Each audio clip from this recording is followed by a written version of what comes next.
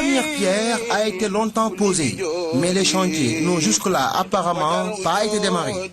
Ce site de près de 6000 hectares, octroyé à la communauté mouride par le chef de l'État, comporte quelques obstacles à surmonter et qui sont liés au niveau de l'eau. Nous nous sommes retrouvés dans un espace où le terrain est complexe. Il est magnifique du point de vue de sa grandeur, du point de vue de l'espace dont nous disposons, mais du point de vue du sous-sol. Nous avons un sol extrêmement difficile, argileux, avec la nappe phréatique qui est à 0,70 m. Donc là où on est, si vous creusez à 0,70 m, vous avez de l'eau.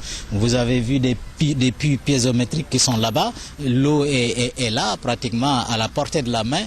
Donc c'est un terrain extrêmement compliqué parce qu'il paraît que dans les années lointaines, ici, c'était un marigot.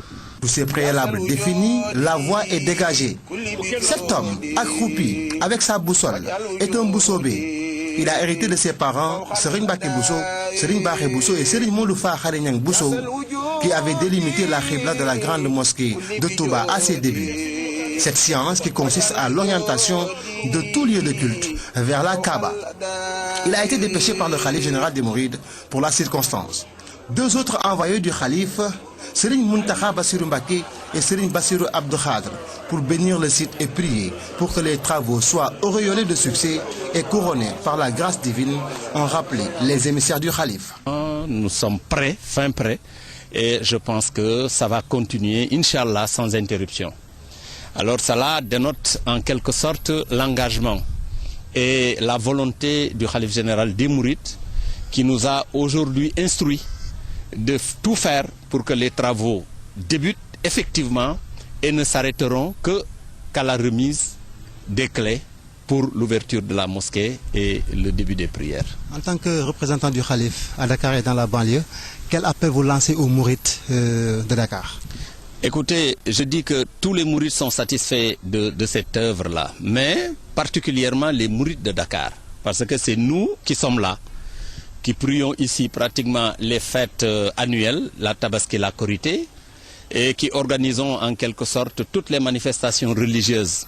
Je lance un appel en tant que représentant du Khalife général à Dakar et banlieue, de venir se joindre à nous et que chacun se retrouve dans cette œuvre-là, pour que, Inch'Allah, peut-être dans 24 mois ou encore moins, que nous puissions jouir vraiment de ce bijou que le Khalife général nous a offert. Un grand comité est mis en place. Serigne Bassirou Abdou Khadre Mbacké en est le maître d'ouvrage des chantiers.